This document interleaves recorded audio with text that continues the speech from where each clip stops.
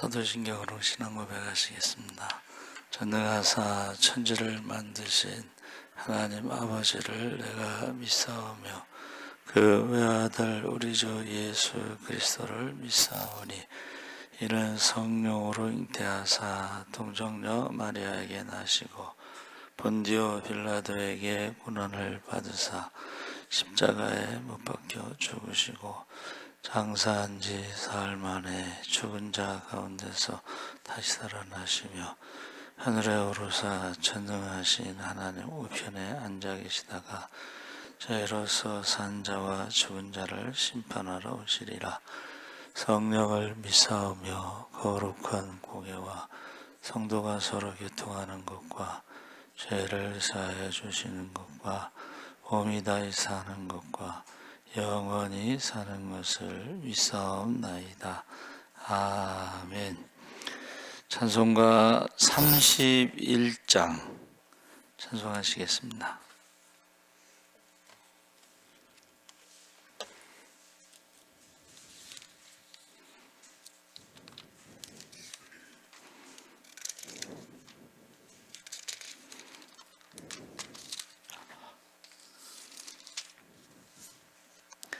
찬송가 31장 찬송하시겠습니다.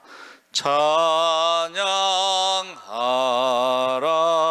복되신 구세주 예수 백성들아 사랑을 전하세 경배하라 하늘의 천군과 천사 주님 앞에 영광을 돌리세 목자같이 우리를 지키시고 종일 품에 늘 안아주시니 찬양하라 높으신 권세를 찬양 찬양 찬양 영원히 드리세 찬양하라 복되신 구세주 예수 우리 대신 죽임을 당했네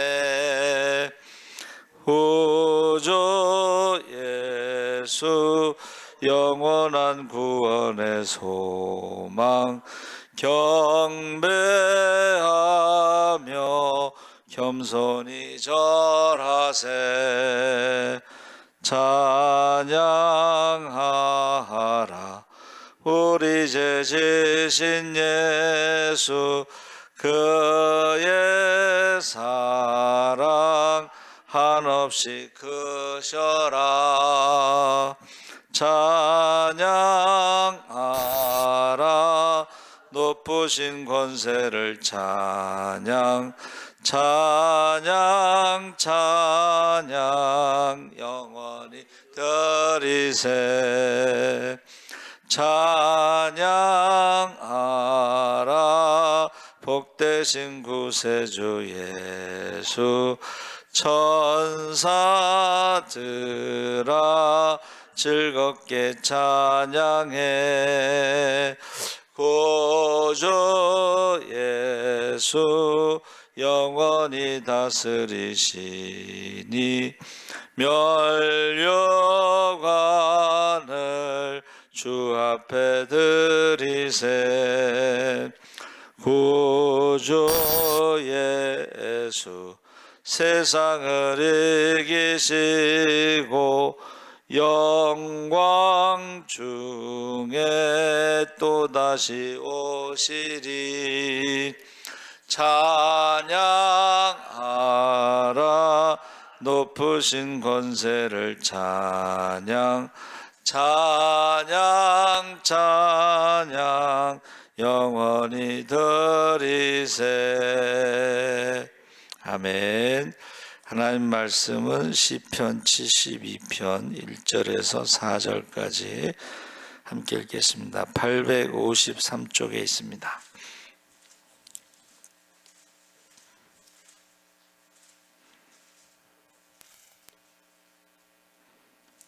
853쪽 시편 72편 1절에서 4절까지 다 같이 읽겠습니다.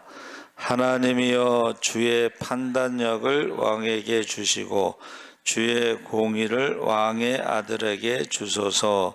그가 주의 백성을 공의로 재판하며 주의 가난한 자를 정의로운 재판하리니 의로 말미암아 산들이 백성에게 평강을 주며 작은 산들도 그리하리로다. 그가 가난한 백성의 억울함을 풀어주며 궁핍한 자의 자손을 구원하며 압박하는 자를 꺾으리로다. 아멘. 할렐루야. 좋은 아침입니다. 잘 오셨습니다. 오늘 시편 72편은 제목을 제가 판단력, 제일 많이 나오는 단어가 지금 판단력이죠. 재판 뭐 이런 것이. 그래서 72편은 시편은 150편까지 있죠. 그리고 5권으로 나눠져 있다 그랬습니다. 그래서 41편까지가 1권이고 72편까지가 2권인데 바로 이 72편이 2권의 마지막 장이다 해서 이게 한 권의 결론 부분인데 이 다윗의 시편이라고 하면서 또 솔로몬의 시라고 그랬는데 이것은 지금 거기 뭐라고 그랬냐면 주의 판단력을 왕에게 주시고 그 다음에 뭐라 그랬어요? 아들에게 주소서. 여기서 판단력을 주소서 한 건 다윗이고 아들에게 주소서 그건 솔로몬이죠. 그래서 가장 이상적인 왕이 이제 솔로몬인데 솔로몬의 그 통치 원리 결과에 대해서 지금 말하고 있습니다. 그러면서 이상적인 왕이 역사적으로는 솔로몬인데 그 솔로몬이 메시아를 예표한다 이제 그렇게 말합니다. 그러니까 이삭이 번제단에 올라갔다가 내려와서 살아난 것도 십자가에서 부활한 것을 예표한다. 요셉이 고난 가운데 많은 사람들을 살린 것도 메시아를 예표한다. 이제 이렇게 말합니다. 모형. 그래서 첫 번째가 이제 하나님의 공의와 정의로 다스리는 왕이라고 그랬는데 여기서 이제 사회적인 약자들을 보호하고 그래서 참된 통치는 가난하고 공핍한 자들을 변호하면서 압박하는 자를 꺾는 정의로운 행동에서 시작된다. 2절과 4절에 그래서 이 판단력이라고 하는 것이 미슈파트라고 하는 히브리어가 말씀, 묵상, 입, 지혜. 그래서 하나님의 말씀을 이렇게 많이 묵상하잖아요. 말씀을 많이 읽으면 거기에서 지혜가 있고 그 다음에 말하는 것을 들어보면 이 사람이 참 지혜롭구나 하는 것을 우리가 알 수가 있습니다. 그래서 그 미슈파트는 뭐 심판, 재판, 공의, 법령 뭐 이런 뜻으로 샤바트라고 하는 다스리다라는 말에서 나왔는데 이것은 소송 과정, 재판하는 과정에 그 수사하는 과정, 재판하는 과정에 하나님께서 판단력을 주셔서 잘못하지 않도록 그렇게 말하는 것입니다. 그래서 우리가 유명한 그 말이 있는데 그게 뭐냐면 모든 범죄는 흔적을 남긴다. 그 중에 이제 그 피 있잖아요. 피, 혈흔. 이제 범죄하고 나서 그 피를 막 닦아도 그게 이제 약품 처리를 하면은 그 흔적을 찾아낼 수가 있어요. 이제 우리가 잘하는 게 뭐냐면 이제 DNA를 지금 과학으로는 밝혀낼 수 없는데 그 샘플을 채취하고 보관해요. 그게 10년이고 20년 뒤에는 과학이 발달하면 그것을 분석해내서 범인을 잡을 수가 있어요. 그 범인을 잡는다는 것은 억울한 사람이 누명이 벗겨진다는 뜻입니다. 그래서 하나님 앞에 갔을 때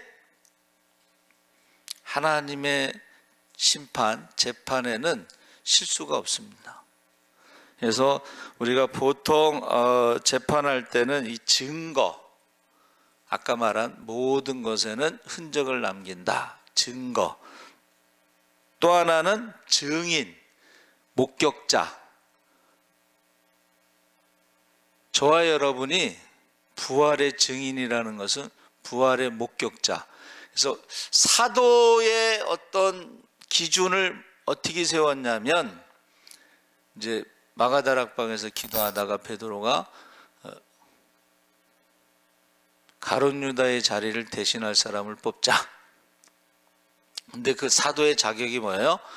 예수님께서 세례 받으실 때부터, 그 세례 받으실 때 성령이 부들기 형상으로 내려오는 것을 보고 하나님의 음성을 들은 사람 중에 3년 동안 우리와 함께한 사람들, 그러니까 12제자만 함께한 게 아니고 많은 사람들이 3년 동안 예수님의 공생의 기간 동안 함께한 사람들이 있었고, 그 다음에 십자가의 증인, 목격자, 그리고 부활의 목격자, 그리고 예수님이 승천하실 때까지 우리와 함께 있었던 사람들 중에 한 사람을 사도로 우리가 뽑자 그런 거예요. 그러니까 저와 여러분은 증인의 삶, 목격자. 그래서 우리가 예수님이 이제 말씀하셨잖아요. 그 어리석은 부자의 이유를, 비유를 말씀하셨는데, 나사로가, 죽었던 나사로가 살아서 가서 안 믿는 형제 5명에게 전도와서 여기 지옥에 오지 않게 해주세요. 그랬더니 모세와 선지자의 글을 읽고도 믿지 않는 자는 죽은 자 나사로가 살아서 전도해도 믿지 않는다. 그러니까 저와 여러분이 지금 교회에 오면은 첫째는 회개를 해야 되고, 두 번째는 하나님을 만나야 돼. 그리고 우리가 성령을 받아야지 권능을 받고 증인의 삶을 살 수가 있어요. 여의도 순복음교회 가면 다 구원받는 게 아닙니다, 여러분.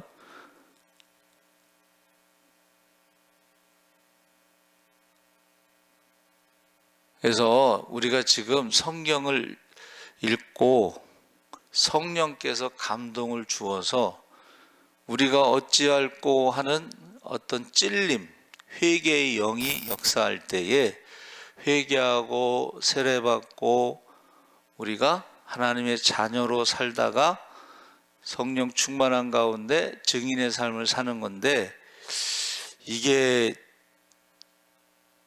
모르는 사람들이 있어요. 네? 모르는 사람들이. 그래서 지금 하나님의 공의, 정의, 사회적 약자에 대해서 말하는 것이 사실은 이게 출애굽기에서부터 하나님 말씀하신 거예요. 애굽에서 나온 다음에 시내산에서 말씀을 주실 때에 가난한 자에 대해서 말씀하셨어요. 왜 그래요? 너희도 애굽에서 종살이 했던 것을 잊지 않도록. 이게 첫 번째, 메시아가 오면은 바로 이러한 일을 하신다, 그렇게 말씀하신 거예요. 증인. 요새는 뭐 우리나라는요 범죄가 그래도 없는 나라인데 이 골목마다 CCTV가 있잖아. 그쵸? 골목마다 CCTV가 있고, 요새는 전화로 전화 통화하면요 이게 녹음이 됩니다. 그래서 수사할 때 어떻게 해요? 녹음된 거 가서 영장 발부받아 가지고 그 녹음된 거 다 들을 수가 있고, 그게 증거가 될 수가 있는 거예요. 하나님 앞에 가도 우리의 말하는 게 다 녹음이 되고, 하나님 앞에 가면 우리가 행하는 것도 다 CCTV에 찍혀서, 우리가 보통 죽기 전에 이 영화처럼 그냥 자기가 살아온 일생이 쫙 순식간에 지나간다 그러잖아요. 자, 두 번째는 담비와 같은 통치 번영에 대해서 5절에서 11절에 그 왕은 생명의 통치라 그래서 벤 풀 위에 내리는 비, 땅을 적시는 소나기처럼 백성에게 생명과 안식을 제공한다. 6절의 말씀을 보니까는 이거는 우리가 쉽게 생각할 수 있는 시편 23편에 그쵸? 풀, 그 다음에 잔잔한 시냇가, 그리고 어떻게 해요? 목자가 함께 있을 때의 안식, 평안함, 샬롬이 이루어진다. 그래서 성경에 나오는 왕은요, 목자와 같은 왕이에요. 목자와 같은 왕. 우리를 인도하시고 보호하시고 치료하시고 책임지시고 지켜주시고, 할렐루야. 성경에서 말하는 왕은 목자와 같은 왕이에요. 그래서 양이 아프면요, 목자가 치료를 합니다. 그리고 금식할 때 읽은 책에 그게 있어요. 숲속에는 병원이 없다. 대개 동물들이 아프면요, 금식을 하거나, 또 하나는 어떤 풀을 뜯어 먹는다는 거야. 호랑이가 풀 뜯어 먹는 소리 있죠? 그게 우리가 농담으로 말하는데 그 풀이라는 게 약초예요. 약초. 약초. 그래서 어떤 사람이 이제 암 환자를 치료할 때에 독초 있죠?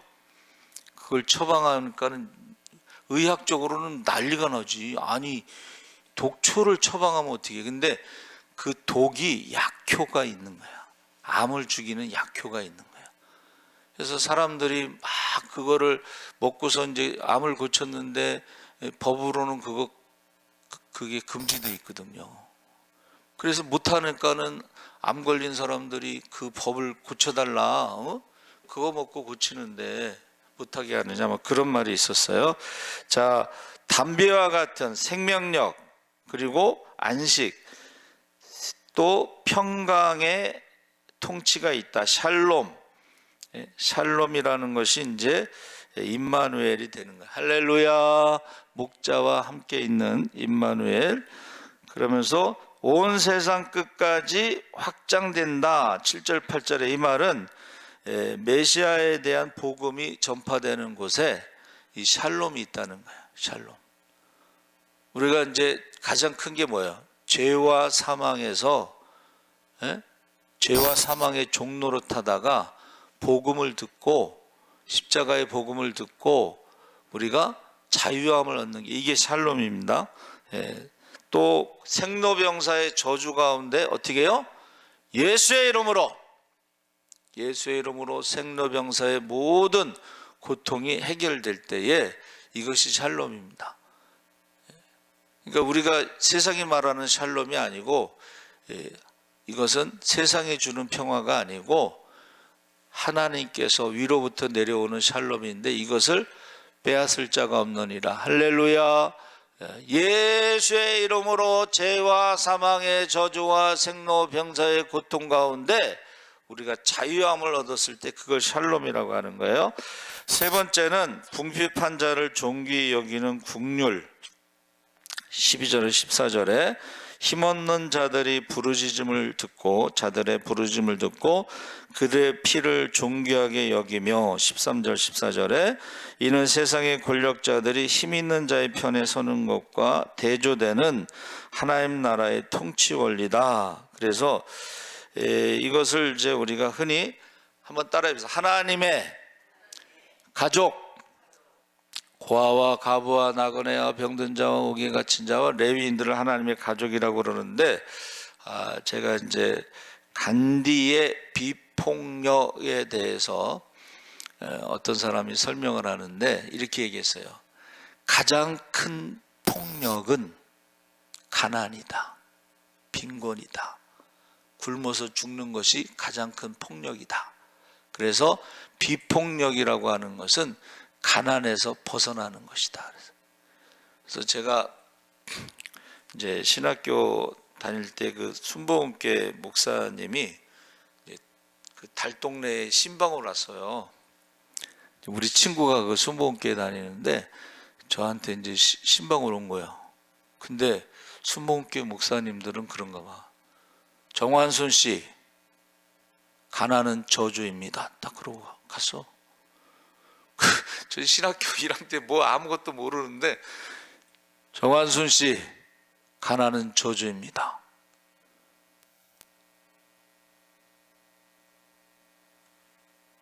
여기 지금 메시아가 다스리는 나라는 어떻게 해요?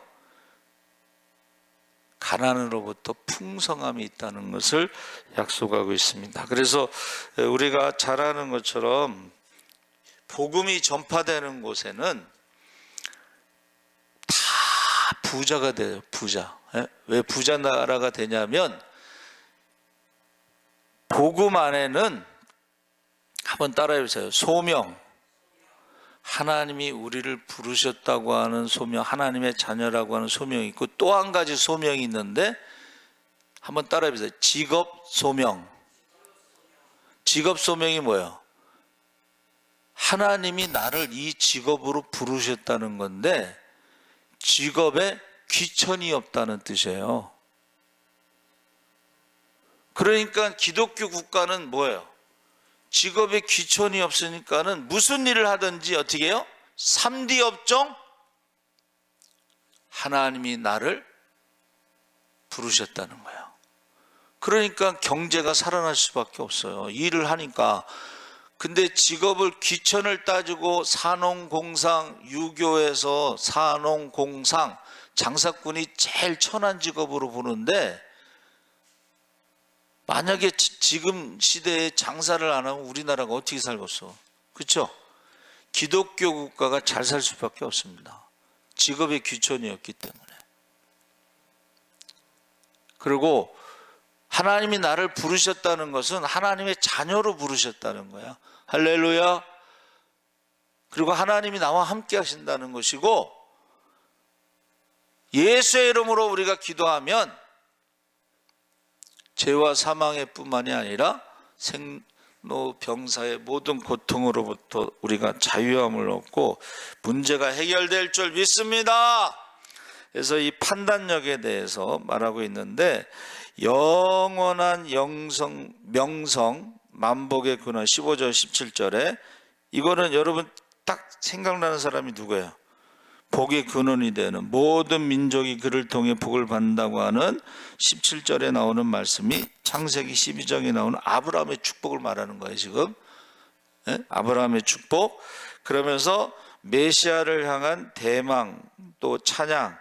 그래서 기도의 결론이 뭐냐면 이새의 아들 다윗의 기도가 끝나니라 했을 때에 이새의 아들이 솔로몬이고 이새의 아들이 메시아가 되는 거예요. 할렐루야. 그래서 저와 여러분이 지금 판단력에 대해서 제가 찾아봤어요. 판단력이라고 하는 한문이, 판자가 소를 반으로 쪼개다 소머리를 해서 그것은 속을 보다, 수술한다 이런 뜻이에요. 여러분, 수술하다, 뇌에 종양이 있을 때 수술하는 것처럼 수술한다는 뜻이고, 단자는 끊을 단자를 썼는데 실타래를 이렇게 끊어서, 한번 따라해 보세요. 문제, 해결, 뇌에 종양이 있을 때 딱 해서 수술해서 해결하는 것처럼, 력이라고 하는 것은 힘쓰다 그랬는데 그것이 쟁기를 말하는 거예요. 쟁기 뇌자를 썼는데, 우리가요 쟁기라는 건 농사 짓는 거잖아요. 그렇죠? 농사를 져서 씨를 심고 열매를 거두는 거죠. 그게 판단력이라고 하는 그 한문의 뜻이에요. 문제가, 한번 따라해 보세요. 기도 외에는 이런 유가 나갈 수 없다. 저와 여러분이 베드로가 주는 그리스도시요 살아계신 하나님의 아들입니다 했을 때 내가 천국 열쇠를 주겠다 그랬잖아요. 근데 그 천국 열쇠는 두세 사람이 내 이름으로 합심하여 기도할 때 열리는 문인 줄 믿습니다. 그래서 합심 기도가 중요해. 그리고 우리나라에는 이제 주요 3창이 있잖아. 저는 제가 늘 말씀드리는 게 뭐예요? 우리는 순복음교회처럼 기도원처럼 그런 예배, 주여 3창하고 소리내서 기도하고 방언으로 기도하고 그런 것을 계속 말씀드렸습니다. 그래서 지금 솔로몬이 가장 역사적인 이상적인 왕이었을 때 판단력을 주세요, 재판 과정에서. 그런데 메시아가 오면 이사야 9장 6절에 어깨에 정사를 메고 기묘자 모사자 전능하신 하나님 영원하신 아버지 평강의 왕, 그 정사라는 게 바로 판단력을 말하는 거예요. 그래서 보세요, 복음서에 보면 바리새인과 서기관들이 막 곤란한 질문을 할 때에 예수님이 기가 막히게 대답을 하신 것 같아요. 가늠하다 현장에서 잡힌 여인이 이제 돌로 맞아 죽게 생겼어. 자, 어떻게 할까요? 모세의 율법대로 하면 돌로 쳐서 죽여야 됩니다. 근데 당신이 지금까지 설교한 건 뭐야? 사랑으로 용서를 해야 됩니다. 그러면 때려 죽여라 그러면은 지금까지 설교한 게 가짜다. 만약 사랑으로 용서해라 그러면 모세의 율법을 버렸다. 이제 함정을 판 건데 거기에 대해서 뭐라고 말씀하셨어요? 글씨를 쓰다가 딱 일어나서 너희 중에 죄 없는 자부터 돌로 치라. 그러니까 다 돌아갔잖아. 나이 많은 사람부터 돌을 내놓고 돌아갔다. 그렇죠? 또 사두개인이 뭐라 그랬어요? 이 8형제가 있는데 뭐 7형제가 있는데 뭐 형제들이 다 여자하고 잤습니다. 천국에서 누구의 부인이 됩니까? 그러니까 너희가 성경도 하나님의 능력도 알지 못함으로 오해하였도다. 하나님 나라는 천사와 같아서 시집가고 장가가고 남자 여자도 없다. 성경도 하나님의 능력도 알지 못함으로. 서기관과 바리새인들이 성경을 모른다고 해요. 사실은 개망신 당하는 거지. 하나님의 능력도 알지 못한다는 것은 니네가 기도하지 않는다는 뜻이에요. 그래서 저는 말씀을 이제 묵상하면서 어떤 분이 어느 교회가 막 부흥했다고 뭐 목사님들이 거기 모여서 어쩌고저쩌고 그래서 들어서 가만히 이제 제가 생각하고 묵상을 했는데, 재림 예수가 여기 있다 저기 있다 해도 가지 마라. 하나님 나라는 너희 속에 있다. 여러분, 여기 있다 저기 있다 사람들 말 듣고 쫓아가는, 하나님을 내가 만나고 내 안에 성령이 있으면 그렇게 막 쫓아갈 필요도 없고 그거 부러워할 필요도 없어. 성경에 뭐라고 돼 있어요? 주의 이름으로 우리가 귀신을 쫓고 병든 자를 고치고 죽은 자를 살리고 선지자 노릇을 하고 교회를 막 부흥시키고, 내가 너를 도무지 알지 못하겠노라. 내가 했다고 하는 사람들은 다 가짜입니다. 그래서요, 그리고 나서 몇천 명, 몇만 명이 모이는 교회를 사임하고 선교사로 가는 사람도 있어요. 이 땅에서 내가 했다고 하는 거는 다 속는 거야. 그래서 저거 하나님을 만나지 못해서 저런가? 성령을 받지 않아서 저런가? 왜 그럴까? 나에게 맡겨진 영혼에 대해서 내가 책임을 지면 되는 것이지, 막 다른 사람이 어디가 이랬다 어디가 저랬다. 세미나 병이라는 게 있어요. 맨날 그런 데 쫓아다니는 분들이 있는데, 내가 기도하고 내가 성령 받고 내가 사명 받고 나에게 맡겨진 영혼이 10명이든 20명이든 자기가 맡겨진 영혼에 대해서 책임을 다해야 되는 거예요. 여의도 순복음교회 교인들을 다 책임질 수가 있어요? 착각에 빠지면 안 됩니다. 여러분, 오늘도 판단력, 성경을 기준으로 판단력을 가지시고 기도하시기 바랍니다. 아멘. 하나님 아버지 감사합니다. 성령이 임하시면 권능을 받고 예루살렘, 유다, 사마리아 땅까지 증인으로 살아가게 하여 주시옵소서. 우리가 성령이 임하시면 아무도 가르쳐 주지 않아도 성령께서 우리에게 가르쳐 주신다고 했습니다. 우리가 성령 충만하게 하여 주시옵소서. 하나님을 만나게 하여 주시옵소서. 감사하며 예수님의 이름으로 기도합나이다. 아멘. 하늘에 계신 우리 아버지여, 이름이 거룩히 여김을 받으시오며 나라의 임하옵시며 뜻이 하늘에서 이룬 것 같이 땅에서도 이루어지이다. 오늘날 우리에게 일용할 양식을 주옵시고